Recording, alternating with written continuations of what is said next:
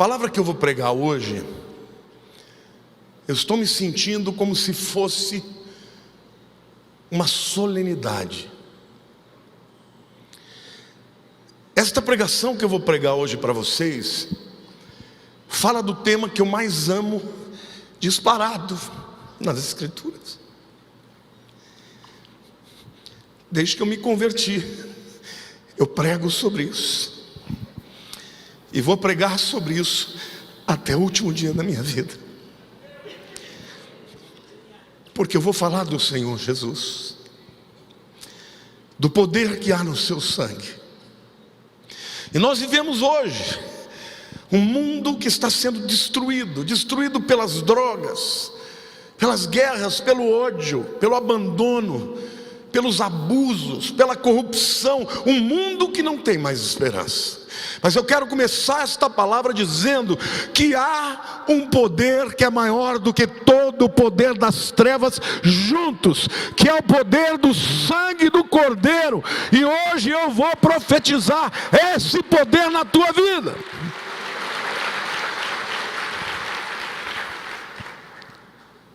Como vencer o inimigo das nossas almas com seu exército de demônios? Como vencer a Satanás?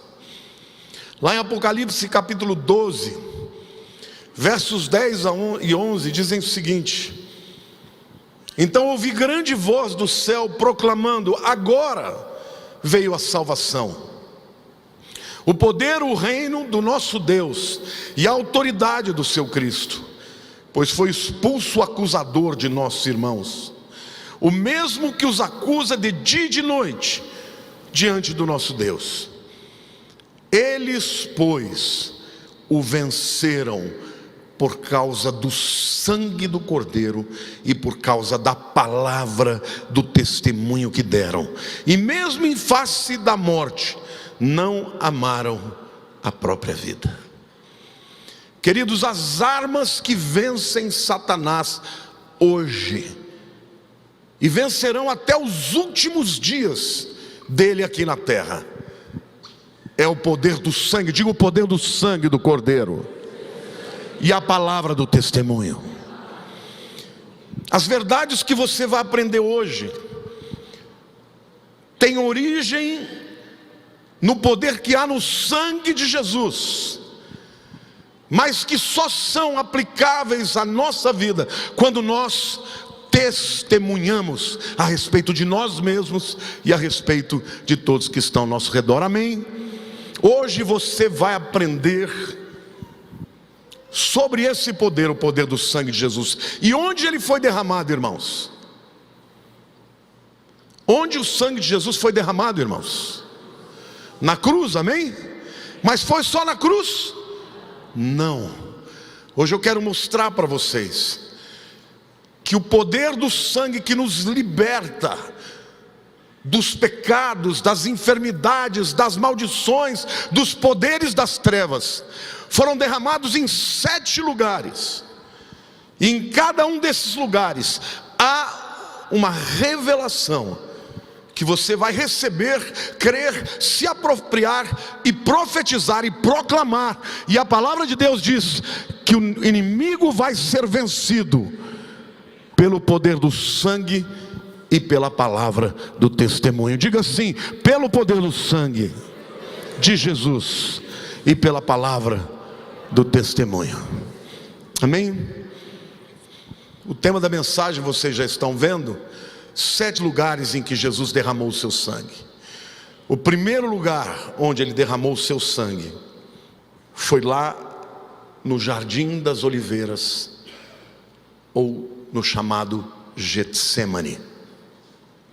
E neste lugar, o poder do sangue de Jesus restaurou o poder da vontade do homem. Vejam o que a Bíblia diz lá em Mateus 26, versículo 39. Adiantando-se um pouco, prostrou-se sobre o seu rosto, orando e dizendo: meu Pai, se possível, passa de mim esse cálice, todavia não seja como eu quero, e sim como tu queres. Não é à toa que o primeiro lugar onde Jesus tenha derramado o seu sangue tenha sido num jardim. Porque foi num jardim que Adão perdeu a sua capacidade de resistir à serpente, a Satanás, que usou da sua mulher para iludi-lo. Adão naquele momento tinha todo o poder para dizer: não, Deus falou que não podemos comer desse fruto. No entanto, ele desobedeceu, e por conta disso entrou o pecado no mundo. E desde o momento que você nasce com o pecado original em você. E essa é a razão porque tantas vezes nós queremos vencer as tentações e não conseguimos, porque o poder do pecado que está dentro de nós acaba ganhando. Mas aqui no Getsêmani, aqui nesse lugar onde Jesus 3 vezes orou a Deus: Pai, se possível, se houver outra forma, passa de mim esse cálice, mas não seja feita a minha vontade, mas seja feita a tua vontade. Adão, o primeiro homem, cedeu à tentação. Jesus, o segundo Adão, resistiu à tentação e não fez a sua vontade, mas fez a vontade do Pai. Agora, a luta pela qual ele passou aqui no Getsêmani, queridos, foi uma luta tão intensa, mas tão intensa, que a Bíblia diz literalmente lá em Lucas 22, de 43 a 46, que Jesus suou sangue. E o texto diz: então lhe apareceu um anjo no céu que o confortava. E estando em agonia, diga agonia, orava mais intensamente. E aconteceu que o seu suor se tornou como gotas de sangue caindo sobre a terra.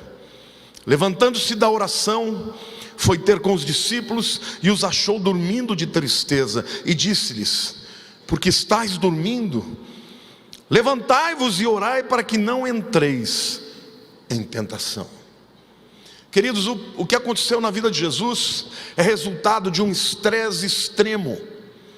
É chamado de hematidrose, porque na verdade os vasos capilares, eles sofreram uma pressão arterial violenta, e o sangue e esses vasos estouraram e se misturaram ao suor. E literalmente, quando Jesus suou, ele suou não somente água, sal, mas também sangue. Aquele sangue que caiu na terra estava nos redimindo do poder do diabo de sempre vencer quando nos tenta. A partir do momento que aquele sangue caiu na terra e você se apropria e você confessa que o sangue de Jesus é poderoso na tua vida, e você usa essas duas armas, que é o poder do sangue e o poder do testemunho, querido, você pode vencer o diabo e pode vencer na tua vontade, dizendo: não seja feita a minha vontade, mas seja feita a tua vontade.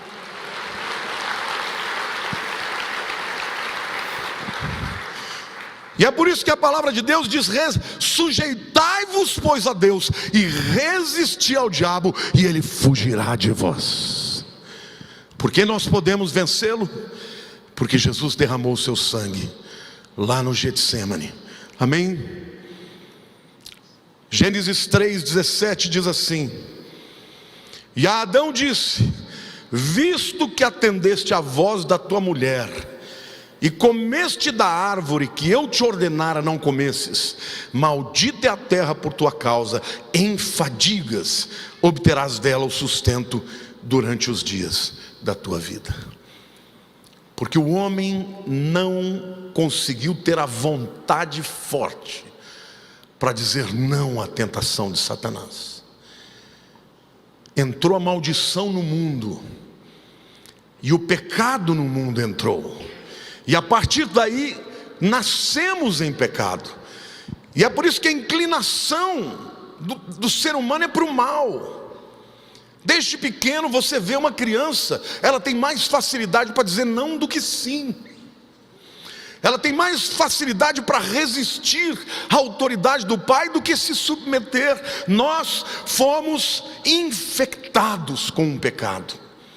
Mas quando Jesus derramou sangue no Getsêmani, debaixo de uma agonia, de uma pressão, onde a sua alma desejava ser preservada e viver, afinal de contas, o que ele esperava não era algo que ele tivesse feito, mas algo que nós fizemos. Mas naquele momento, ele entende que não havia outro jeito, e ele prefere obedecer a Deus. E quando o sangue cai debaixo de uma obediência, o sangue quebra o poder de Satanás em dobrar a nossa vontade. Hoje o Senhor te diz: você pode dizer não às prostituições, você pode dizer não às drogas. Você que luta contra o teu vício, você pode, em nome de Jesus, confessar a tua vitória e ser limpo para sempre. Amém? Você crê nisso? Aplauda ao Senhor, diga: eu creio.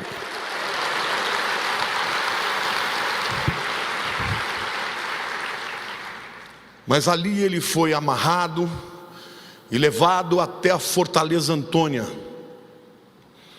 E na Fortaleza Antônia o colocaram num poste amarrado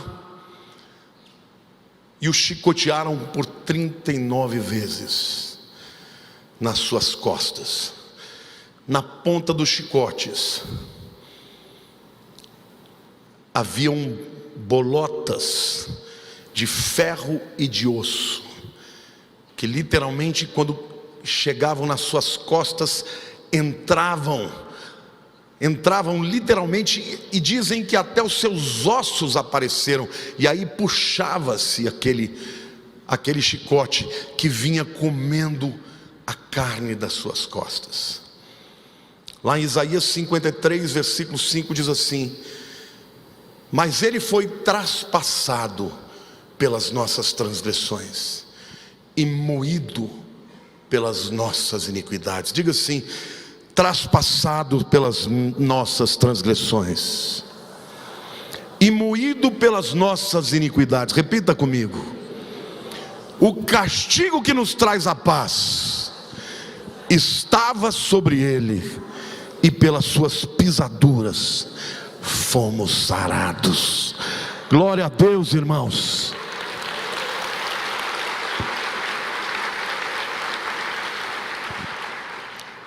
O sangue das suas costas foi derramado. E o segundo lugar em que o sangue de Jesus caiu, o sangue das suas costas, nos garante, meus irmãos, em primeiro lugar, perdão dos pecados. Diga assim: em Jesus Cristo todos os meus pecados já estão perdoados. Amém? Você crê nisso? Diga assim: em Jesus Cristo, no sangue das suas costas, as minhas enfermidades foram saradas. Amém, igreja? Glória a Deus.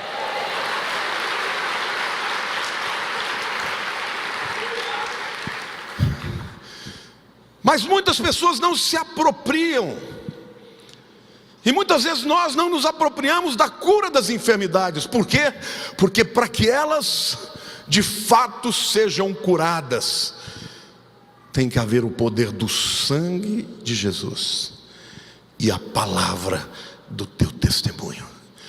Por isso, meu querido, quando você ouve o diagnóstico de um médico, que você tem um câncer, que você tem uma doença terminal, não se entregue, não creia naquela palavra, prefira crer na palavra do Deus Todo-Poderoso, que diz que Jesus levou sobre si as nossas enfermidades.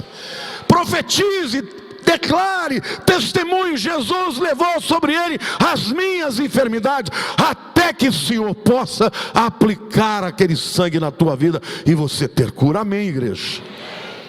Infelizmente, muitos de nós, diante de uma enfermidade, temos o diagnóstico dos médicos como um diagnóstico final.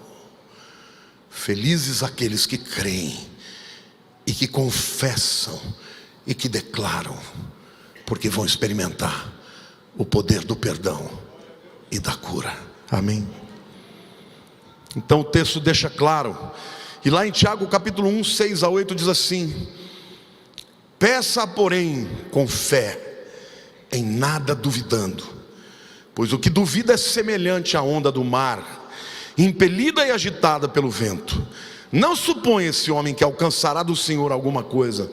Homem de ânimo dobre, inconstante em todos os seus caminhos. Com dúvida, irmãos, o milagre não acontece. Jesus, em todo lugar que ele foi, ele fez milagres.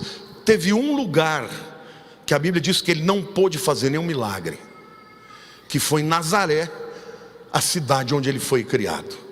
Você já viu aquele ditado que diz que santo de casa não faz o quê? Milagre. Na Bíblia, esse ditado é um pouco diferente, é assim: o profeta não tem honra na sua casa. E ele chegou lá na sinagoga, declarou ser o Messias, e eles quiseram jogá-lo de um precipício. E quando começaram a ouvir que ele era aquele que curava, eles começaram a dizer: você é o filho de José, o carpinteiro?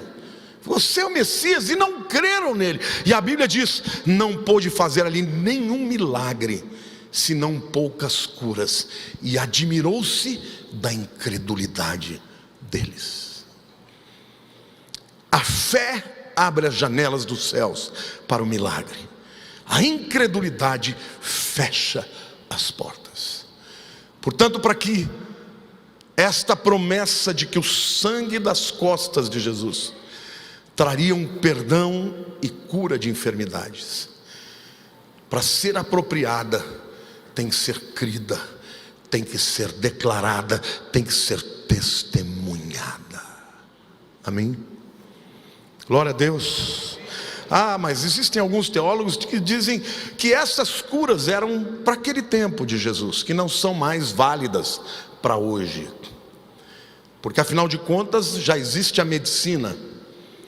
Mas Hebreus 13:8 diz assim: Jesus Cristo, leiam comigo esse texto: Jesus Cristo, ontem e hoje, é o mesmo e o será para sempre. Glória a Deus. Você pode aplaudir o Senhor, meu querido?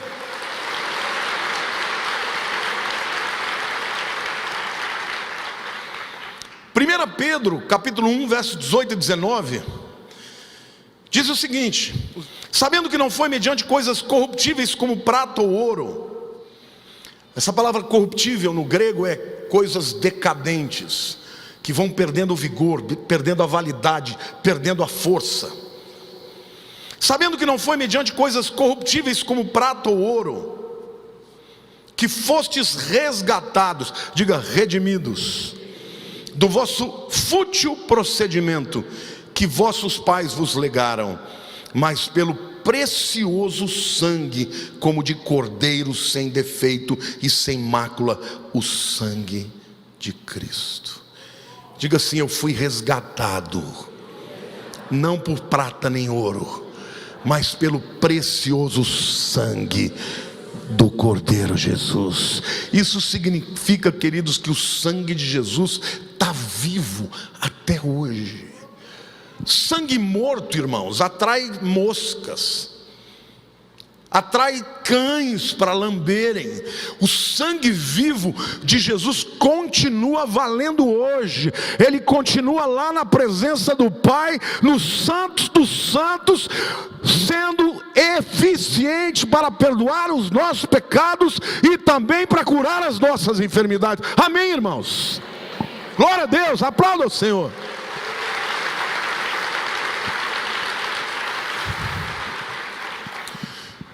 O sumo sacerdote, no dia do Yom Kippur, que era o dia mais santo do ano, ele entrava nos santos dos santos, uma vez por ano.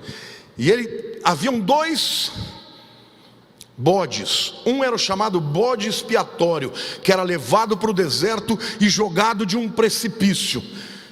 Era como se ele estivesse carregando os pecados do povo.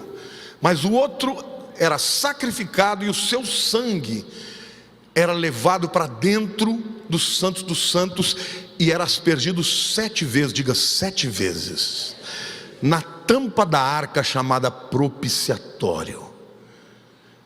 sumo sacerdote saía dali, entrava também no lugar santo e aspergia o sangue no altar do sacrifício fora do lugar santo, 7 vezes. Por quê? Diga assim: porque 7 é o número da totalidade. Isso significa que o perdão estava completo. Por que que Jesus derramou o seu sangue em 7 lugares? Porque significa que o perdão é completo, que a libertação, a redenção é completa em todas as áreas da sua vida. Amém, igreja?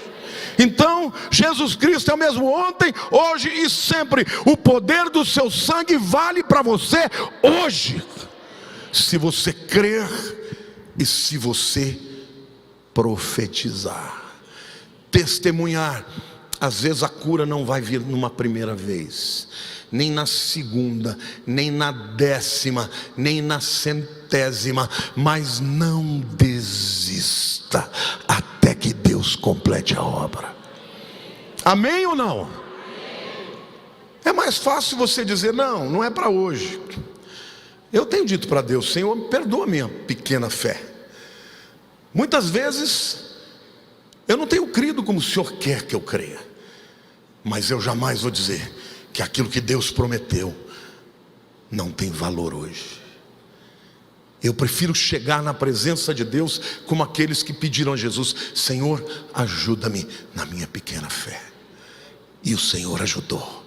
Então vocês que estão entregando a vida para Jesus hoje, confessem, testemunhem: o sangue de Jesus tem poder, não só para perdoar, mas para curar também. Amém?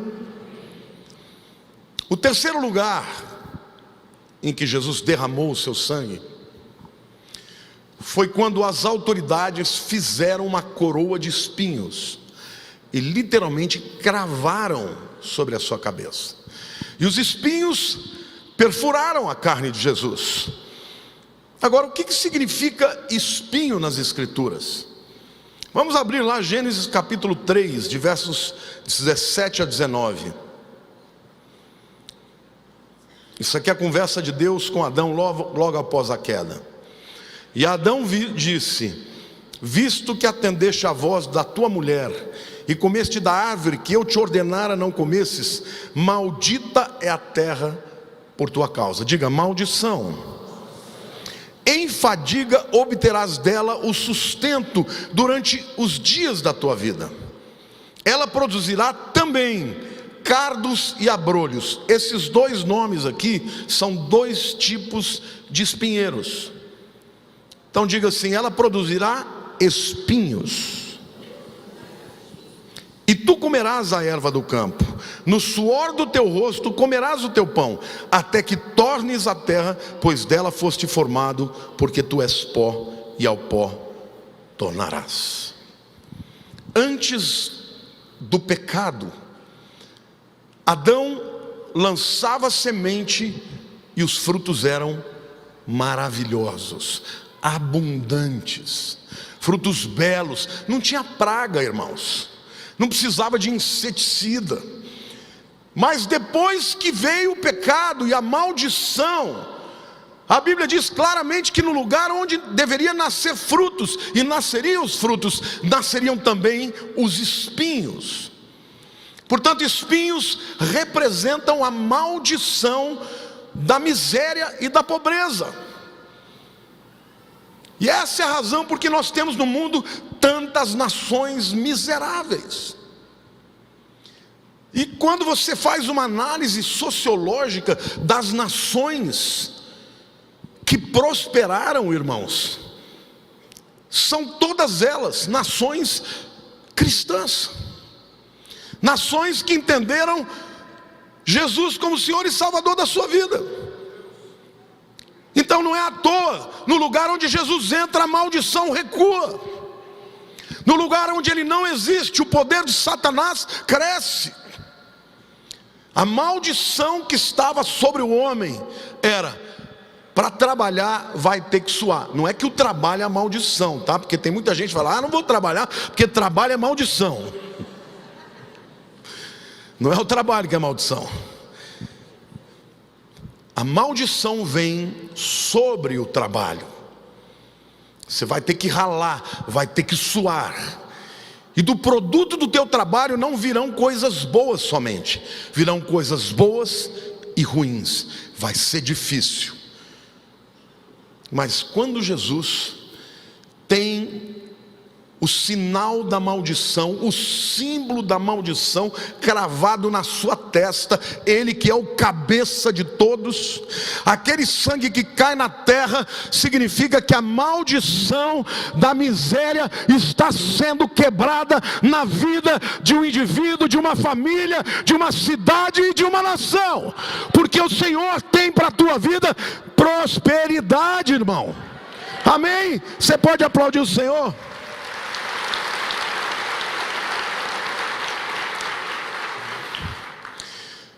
Mas deixa eu lhes dizer uma coisa, antes que venham me jogar pedra. Eu não estou defendendo a teologia da prosperidade, porque a teologia da prosperidade, o dinheiro é um fim, e na palavra de Deus o dinheiro nunca é o fim, ele é só um meio. Mas não pensem vocês que a Bíblia olha para a miséria como uma virtude. Não é uma virtude. A miséria tira a dignidade do homem. A miséria gera muitas vezes revolta, violência. Então quando Deus entra na vida de um indivíduo, não significa que ele vai ser rico, mas significa que ele vai prosperar naquilo que ele faz. Amém ou não?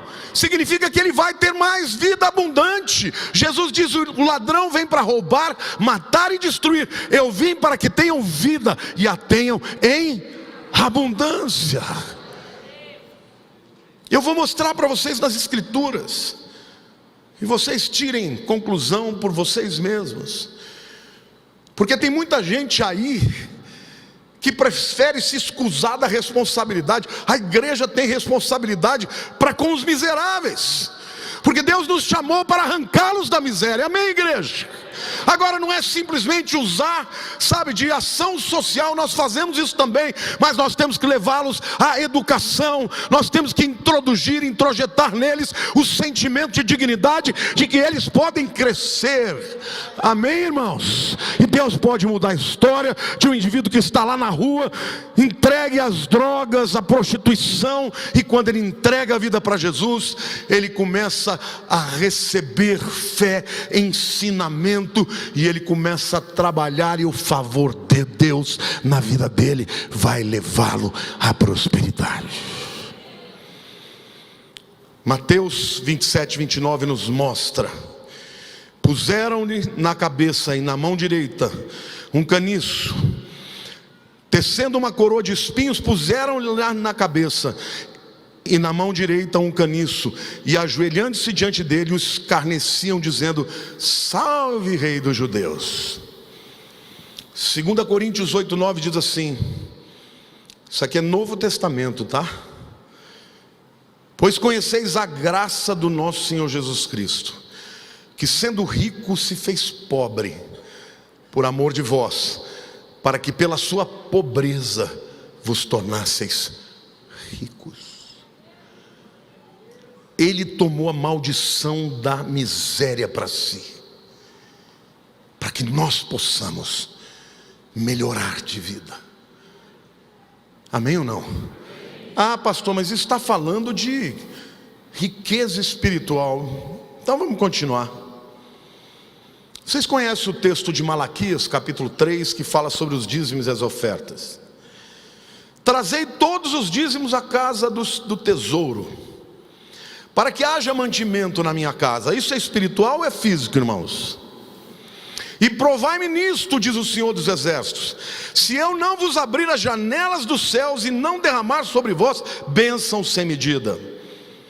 Por vossa causa repreenderei o devorador, para que não vos consuma o fruto da terra, a vossa vide no campo não seja estéril, diz o Senhor dos Exércitos, e todas as nações vos chamarão felizes, porque vós sereis uma terra deleitosa, diz o Senhor dos Exércitos. Deus está falando para o seu povo: consagrem a mim o seu dízimo, que eu vou fazer 3 coisas com vocês. A primeira delas é abrir as janelas dos céus para derramar uma bênção sem medida. A segunda é amarrar o devorador, porque tem muita gente que ganha dinheiro, mas o devorador vem e come do outro lado. Sim ou não? É o carro que quebra, é o ladrão que entra na casa. Queridos, o devorador, ele só pode ser amarrado e manietado quando você está em aliança com Deus. Ele diz: eu vou abrir a janela dos céus e vou amarrar o demônio. Vou te dar mais e vou impedir que ele te roube. Nas duas pontas. E a terceira coisa que ele diz: vós sereis uma terra deleitosa. Mas antes disso ele diz: todas as nações vos chamarão felizes. Essa palavra felizes aqui, irmãos, yashar no hebraico, significa andar em frente, ir adiante. Quando você está dirigindo, por exemplo, em Israel, se você for entrar à direita, eles vão dizer Lifnei Yamina. Se for para a esquerda, Lifnei Smola. Se for adiante é Yashar, Yashar. Progrida, vá adiante, continue indo. A Bíblia está dizendo que a mesma palavra para felicidade é a palavra para progresso. Deus está dizendo: façam aliança comigo, e eu vou abrir as janelas dos céus, vou amarrar o devorador, e todo mundo vai olhar para você e vai dizer: este é um povo feliz porque progride, porque avança, porque vai adiante. Amém, igreja?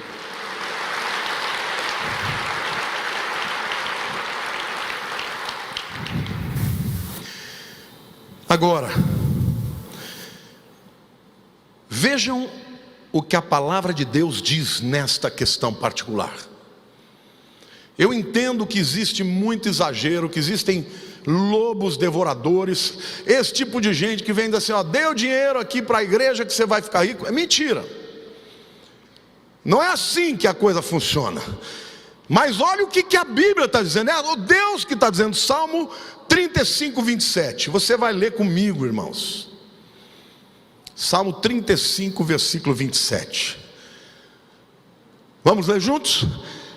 Cantem de júbilo e se alegrem os que têm prazer na minha retidão, e digam sempre, repita comigo, digam sempre: glorificado seja o Senhor, que se compraz na prosperidade do seu servo. Glória a Deus.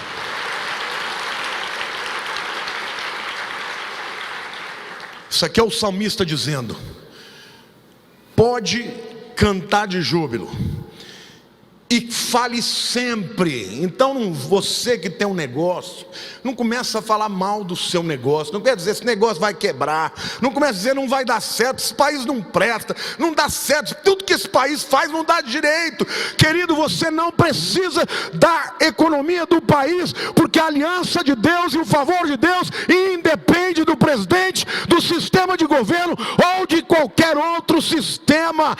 A aliança com ele garante que você vai prosperar. Amém? E o texto diz: e digam sempre. Fala, digam sempre. O que você vai dizer, meu irmão?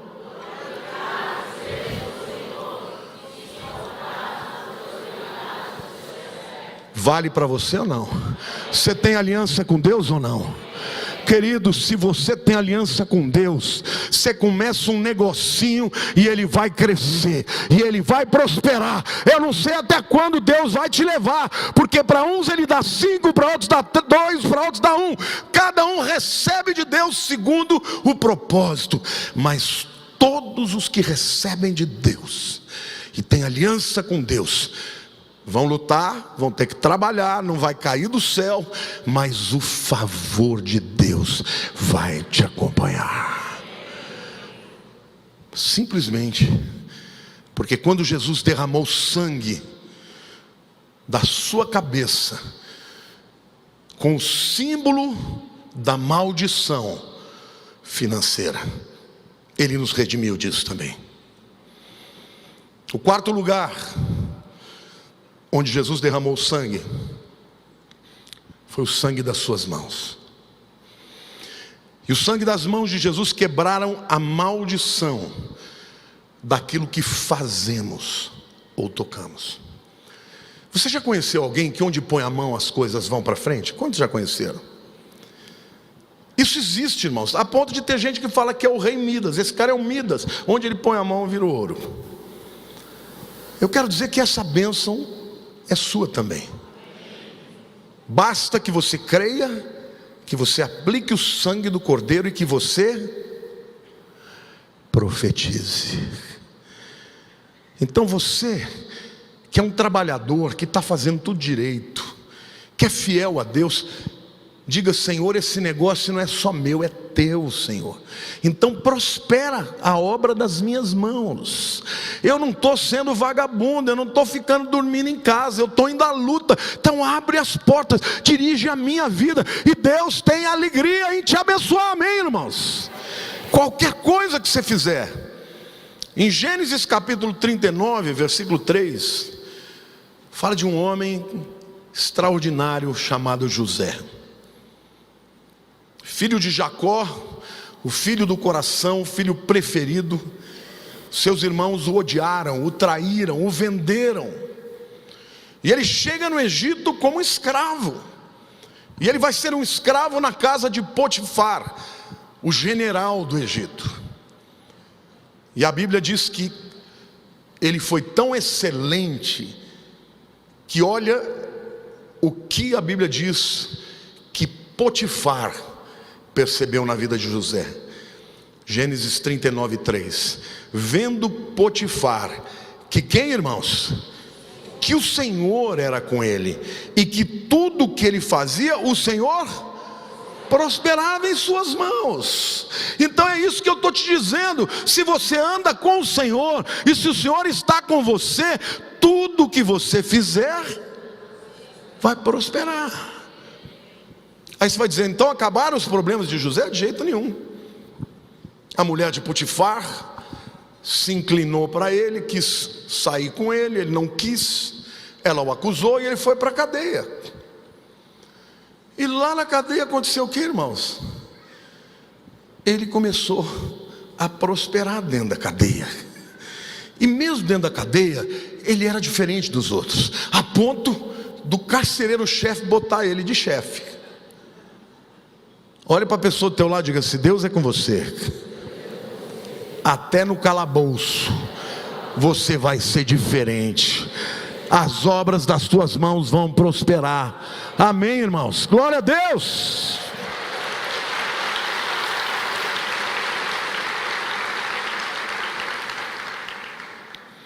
E quando chegou a hora, José foi colocado diante do faraó, na sala do trono. Vocês conhecem a história. Ele interpretou os sonhos, falou dos 7 anos de abundância, os 7 anos de seca, deu a solução, criou, inventou os silos,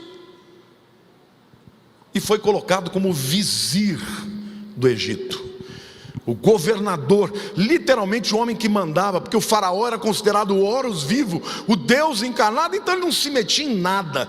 José era o homem que tinha o poder. Deixe-lhe dizer uma coisa: está na hora da igreja entender o seu papel, de crer no poder do sangue de Jesus, e de confessar, de fazer o seu papel, de ser trabalhador, de ser excelente, de ser diligente, porque Deus vai levantar esse povo nos lugares mais altos desta nação. Você crê nisso? Você pode aplaudir o Senhor, dizer: eu tomo posse.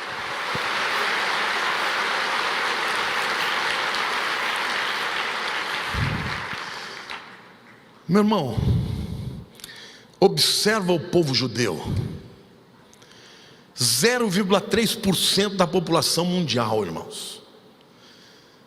Não representa nada numericamente. Mas onde o judeu entra, ele vai para as cabeças. Já fizeram exame de DNA, já fizeram teste de QI. Vocês sabem qual que é a média do QI do judeu? Vira para o teu irmão do lado e diga assim: igualzinha da população mundial.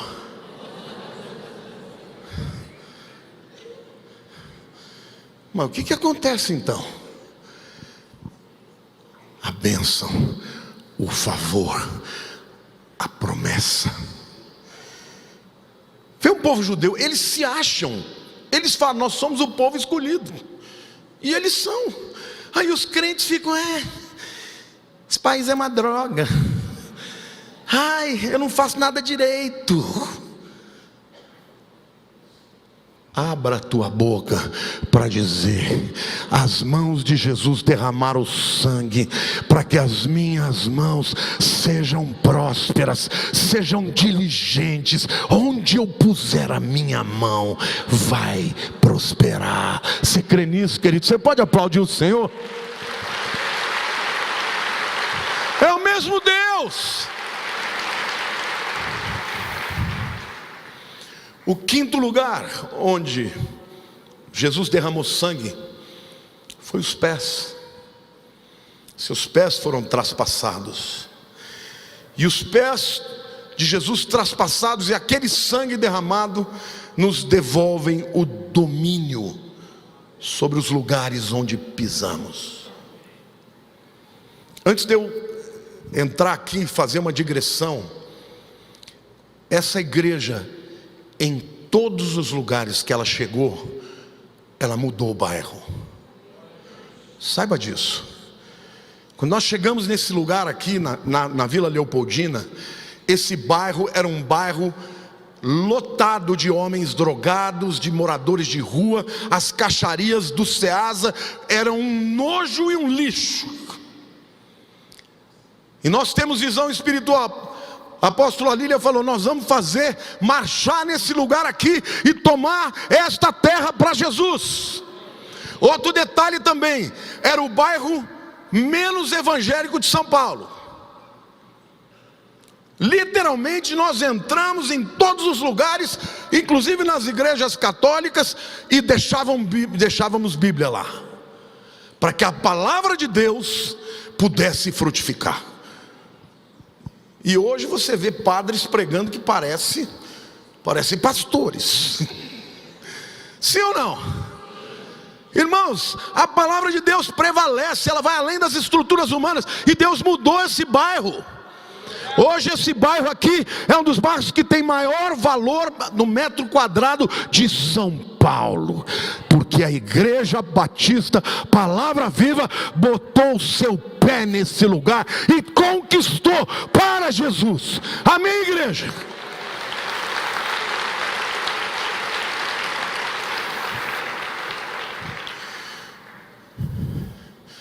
O sangue dos pés de Jesus nos recuperaram a autoridade que Satanás havia tirado. Aí você vai dizer: ah, pastor, mas você não está inventando teologia? Vamos ler lá Deuteronômio capítulo 11, versículo 24. O que Deus está falando para o povo de Israel quando eles entrassem na terra prometida? Todo lugar, leia comigo: todo lugar que pisar a planta do vosso pé, desde o deserto, desde o Líbano, desde o rio Eufrates até o mar ocidental, será vosso. Glória a Deus, irmãos.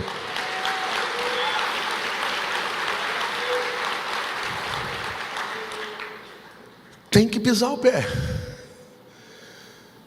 Se você não pisar, não vai ser seu. Mas se você pisar, é seu. Então eu quero aqui aprofundar essa reflexão. Onde você pisa, esse lugar é teu. A tua casa, você pisa na tua casa quando você entra nela? Então de quem que é aquele lugar lá? É do diabo? Os demônios têm direito de entrar lá e de se andar com a tua família, com teus filhos? Tem ou não? Não, por quê? Porque onde eu puser a planta do meu pé, esse lugar é meu. Quem prometeu? O Senhor prometeu. Lá em 1 Coríntios capítulo 7, versículo 14, aqui eu vou aplicar de maneira mais prática ainda. Porque o marido incrédulo é santificado no convívio da esposa. Eu vou pedir para as moças, para as senhoras aqui cujos maridos ainda são incrédulos, fiquem de pé. E vou pedir para os maridos cujas esposas ainda não se converteram, fiquem de pé. Então presta atenção que agora, a partir de agora, é assim que você vai orar. A palavra de Deus está dizendo: porque o marido incrédulo é santificado no convívio da esposa. Então você, esposa, assim: o meu marido, mesmo que ele não saiba, ele está sendo santificado, que significa separado. Em outras palavras, vai cair na rede. Capiche? Vai cair na rede. Espera aí, fica de pé, não senta ainda não. E a esposa incrédula é santificada no convívio do marido crente. Então cadê os varões aí? Diga assim: a minha esposa já é santificada, vai ser de Jesus. Aí ele diz, continua dizendo: de outra sorte os vossos filhos seriam impuros, porém agora são santos. Então agora eu vou pedir para as mães e pais cujos filhos ainda não se converterem ficarem de pé. Sabe o que a Bíblia está dizendo para você? Que os seus filhos são dele, que a sua esposa, o seu marido é território seu.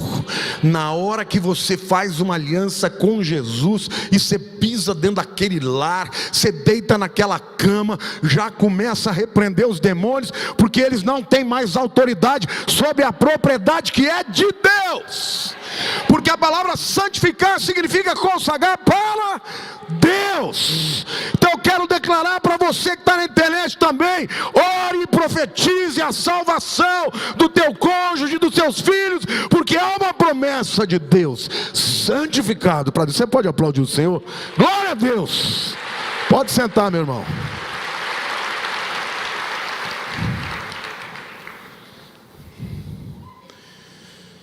Hebreus 2, de 6 a 8, a Bíblia diz assim: antes alguém em certo lugar deu pleno testemunho dizendo, diga assim, testemunho, diga falar, que é o homem que dele te lembres, ou filho do homem que o visites. Alguém está dizendo: como é que um Deus tão grande pode se importar com um ser humano que é tão pequeno, né?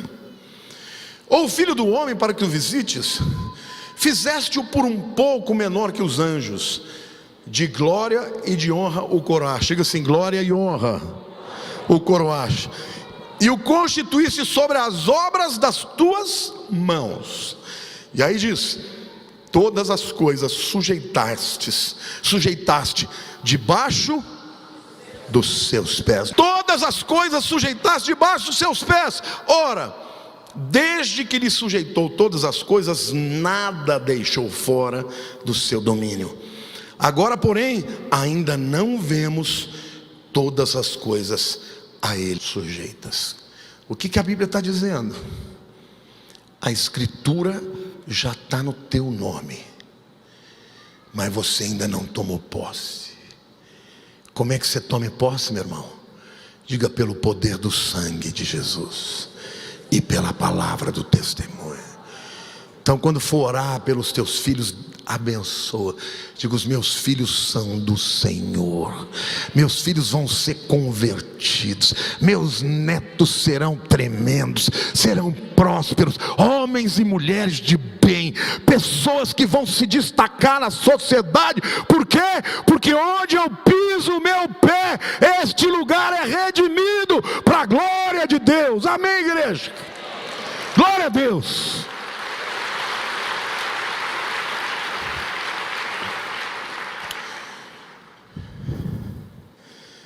O sexto lugar onde Jesus derramou seu sangue foi no seu coração.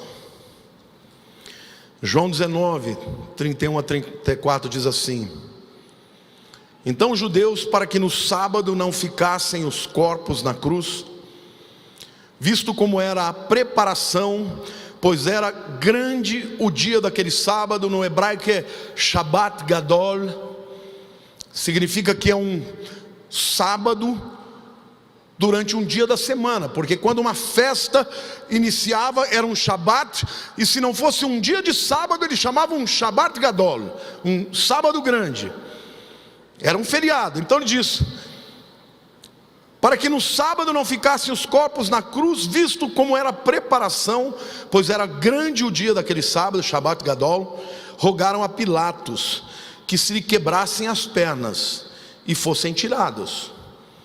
Jesus morreu às 3 horas, aproximadamente 6 horas ia começar o Shabat. Então eles tinham que tirar de lá. Ele vivo não podia, então pediram para quebrar as pernas. Os soldados foram e quebraram as pernas ao primeiro e ao outro, os 2 homens que estavam perto de Jesus, que com ele tinham sido crucificados. Chegando-se, porém, a Jesus, como vissem que já estava morto, não lhe quebraram as pernas, como as escrituras profetizaram.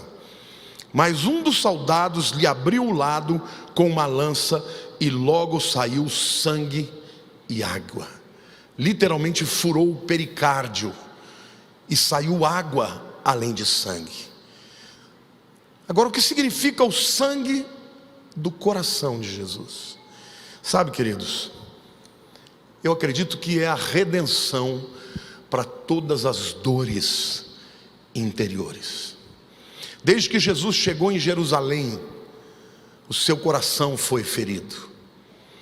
Foi traído por Judas, negado por Pedro, trocado por um bandido, Barrabás, vendido por 30 moedas de prata, abandonado por Pilatos, que olhou para ele e disse: eu não vejo nenhum mal nele. E tendo o poder para o absolver, Pilatos o entregou. Por fim, ele foi abandonado pelo seu próprio pai. Eli, Eli, lama sabachthani. Meu Deus, por que me abandonaste? E por fim, teve o seu coração perfurado. Sabe para quê, querido? Para que você que foi abandonado, para você que sofreu a dor, a tristeza da rejeição, da negação, da traição, para que você não tenha que ser destruído, porque o sangue do Cordeiro é capaz de reconstruir o teu coração, a tua alegria, a tua esperança. Se alguém feriu você, se o teu marido te abandonou, se a tua mulher te abandonou, Deus é fiel e Ele tem para você restauração. Você está me entendendo? Até para o nosso interior há redenção.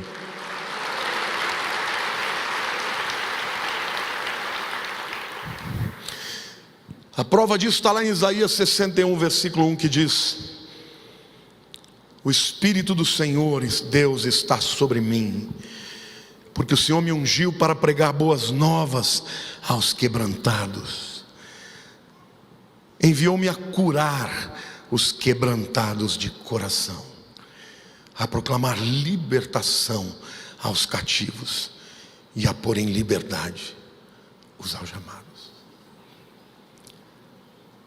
Querido, não acredite que você tem que viver a sua vida inteira com feridas que foram feitas no passado.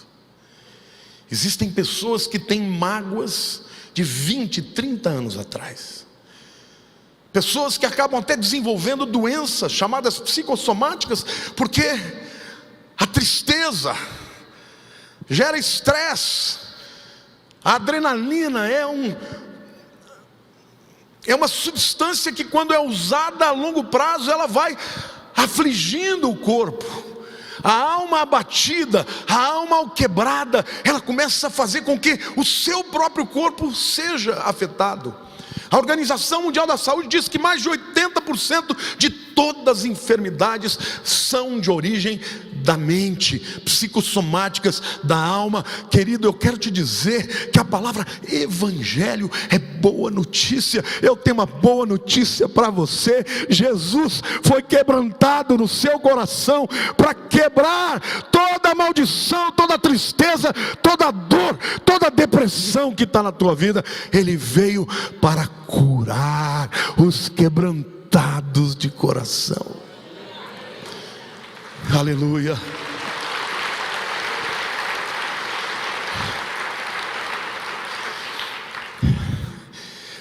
Vocês sabem que eu amo Jesus. Eu fui o 5º filho. E nós vivemos muitas dificuldades na minha infância. Humilhação. Meu pai perdeu tudo. Então na escola eu tive que escolher ou ser humilhado ou sair no braço com todo mundo. E eu percebi que eu era corajoso o suficiente para enfrentar qualquer um, não importasse o tamanho. Só que eu cresci com o meu coração dilacerado. O dia que eu entreguei a vida para Jesus, eu falei para Ele: se o Senhor me ama, se tem jeito para mim, muda a minha vida.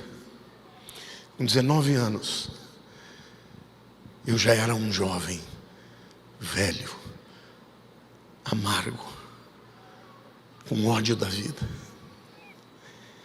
E Ele entrou na minha vida e me fez sentir amado, a despeito de todos os meus pecados. E desde aquele dia que eu senti o amor dele incondicional, todos os dias da minha vida, eu falo: o Senhor é o primeiro, o Senhor é a pessoa mais importante. Eu vou viver para falar do Senhor, eu vou proclamar o teu nome, eu quero ser instrumento da tua graça. Então, meus irmãos, eu digo para vocês, às vezes eu estou com meu corpo abatido, fisicamente um bagaço, mas quando eu subo aqui, eu sinto uma honra tão grande, porque eu vou falar do meu Salvador. Este Salvador que mudou a minha vida pode mudar a tua história, pode mudar na hora que você o invoca, porque quando Ele entra na sua vida, Ele faz um rebuliço, Ele transforma o nosso interior. Hoje eu sou uma pessoa alegre, cheia de amor. Hoje eu choro até em comercial de margarina.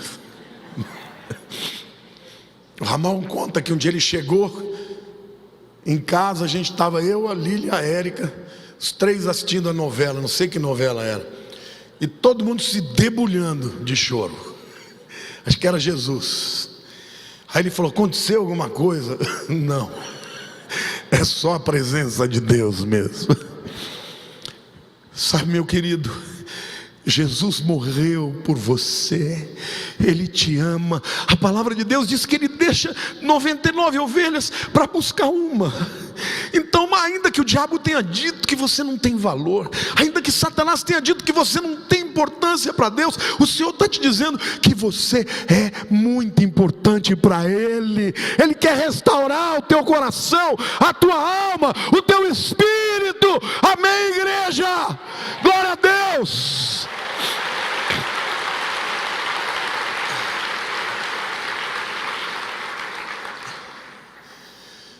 Não viva a sua vida toda chorando pelas coisas que te aconteceram. Onde abundou o pecado, superabundou a graça. Jesus é bom. Ele daria vida só por você, só por mim. O seu coração foi perfurado. Ele foi rejeitado de todos os jeitos. E a pior de todas as rejeições foi do Pai. Para quê? Para que nós, pecadores, que estávamos alijados de Deus, porque a Bíblia diz que os nossos pecados são como uma muralha, fazem separação entre nós e o nosso Deus. Mas Jesus viveu essa rejeição para que nós tivéssemos acesso. É por isso que a Bíblia diz que quando Jesus morreu, quando ele rendeu o seu espírito, o véu do templo rasgou de cima embaixo, e o lugar santíssimo, que só o sumo sacerdote tinha direito a entrar, ficou aberto para que todos pudessem ver. E a Bíblia diz que um novo e vivo caminho foi preparado pelo seu sangue. Então hoje, quando você fecha os seus olhos, você pode estar na presença de Deus. E o Senhor quer curar a tua tristeza, curar a sua mágoa, curar a sua dor, tirar o espinho da tua carne e te encher de abundância e de alegria. E o último lugar onde Jesus derramou seu sangue representa os hematomas que ele recebeu, que fala de uma hemorragia interna. Na verdade, o sangue foi derramado para dentro. Porque quando você tem hematomas, e hematomas às vezes são tão profundos que provocam hemorragias. Isaías 53, versículo 5 diz assim: mas ele foi traspassado pelas nossas transgressões e moído pelas nossas iniquidades. A palavra moído no hebraico, daká, significa esmagar, ser esmagado, ser quebrantado, ser contrido, ser despedaçado. Isso diz respeito àquelas bolas nas pontas do chicote que produziram hematomas para dentro, e Jesus sangrou para dentro, por mim e por você. Do que isso fala? Fala que Jesus tem cura para a depressão. Irmãos, eu tenho muitos seguidores na internet, e eu tenho procurado responder o maior número de pessoas desesperadas que me procuram.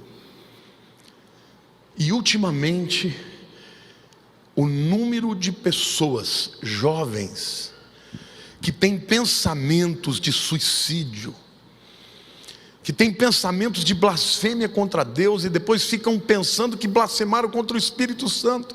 Pessoas que, apesar de amarem a Deus, se sentem rejeitadas por Deus, que não tem mais a salvação porque pecaram contra o Espírito Santo. Satanás está fazendo uma obra na mente das pessoas. Este é o tempo em que nós vivemos. Por isso eu profetizo para esta igreja: não dá mais para brincar de ser crente. Deus manda um avivamento para essa igreja e para esta nação, para que nós sejamos instrumentos de libertação. Amém, igreja? Você é portador da mensagem que liberta, que quebra os grilhões, que quebra as cadeias. Deus não nos chamou para condenar ninguém. Deus nos chamou para ter ódio de Satanás, odiar o que ele tem feito na vida das pessoas. Eu tenho ficado indignado com o que o diabo tem feito. Deus nos chamou para lutar com o poder do sangue de Jesus e com a palavra do testemunho. Não importa qual seja a tua ferida interior, Deus tem vitória para você. Tito 2, versículo 14 diz assim: o qual a si mesmo se deu por nós, a fim de redimir-nos de toda iniquidade e purificar para si mesmo, diga purificar para si mesmo, um povo exclusivamente seu, zeloso de boas obras. Sabe o que a Bíblia está dizendo? Que você que aceitou Jesus é o presente de Deus para Jesus. Diga assim: eu sou dele, exclusivamente dele. O diabo não pode tocar em você. Tem um selo do Espírito sobre a tua vida, tem uma marca de propriedade. A Bíblia diz que o Espírito Santo te selou até o dia da redenção. E no dia da redenção, Jesus virá buscar a sua igreja, diz: esse povo é meu, esse povo foi purificado e santificado para mim, minha propriedade exclusiva. Amém, igreja?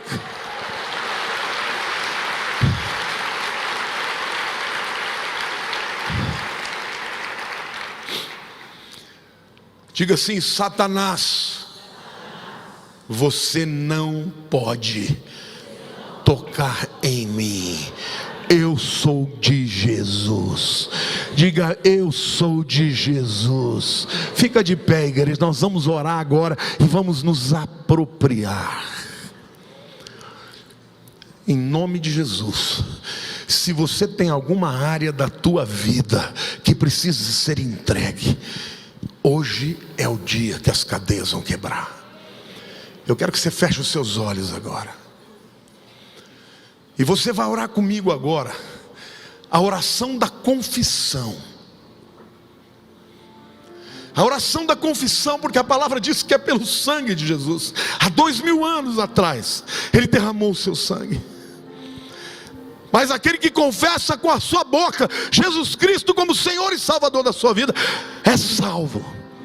Então põe a mão no teu coração e ore comigo. Diga assim: Senhor meu Deus, em nome de Jesus, eu declaro com a minha boca e creio com o meu coração que eu sou de Cristo Jesus, porque na cruz do Calvário e em todos aqueles lugares Ele derramou o seu sangue para me comprar, para me redimir, para me libertar. Diga: dos meus pecados, da maldição da miséria. Diga: de todas as enfermidades, de mãos que não produzem bênçãos, de pés que não conquistam, do coração quebrantado. Diga: em nome de Jesus, eu fui redimido de todas as coisas. Diga: eu sou de Jesus e Ele é meu. Por causa disso, eu creio que onde eu puser o meu pé, esse lugar é meu. A minha vida será instrumento de glória para o teu nome. Eu te confesso, tu és o meu Senhor, o meu Salvador e o Rei da minha vida. Amém. Aplauda ao Senhor. Quantas pessoas aqui sentem que precisam de uma libertação em alguma dessas áreas? Talvez seja na área financeira. Satanás tem amarrado as coisas para você. Talvez seja na tua família. Talvez seja com seus filhos, com seu cônjuge. Talvez seja no teu mundo interior. Meu querido, o sangue de Jesus está vivo até hoje. Então saia do teu lugar, vem aqui à frente. Você que quer hoje, toque aqui no altar, encoste aqui. Levante a sua mão para o céu, diga: Senhor meu Deus, eu me aproprio do poder do teu sangue para a minha vida.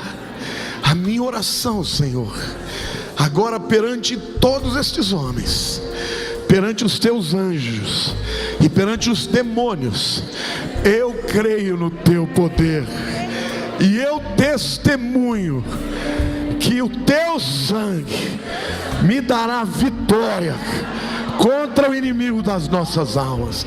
Eu sou teu, Senhor, e ele não pode me tocar. Eu deixo hoje no teu altar esta cadeia que me prende, em nome de Jesus, e para a tua glória. Aleluia. Glória a Deus, igreja.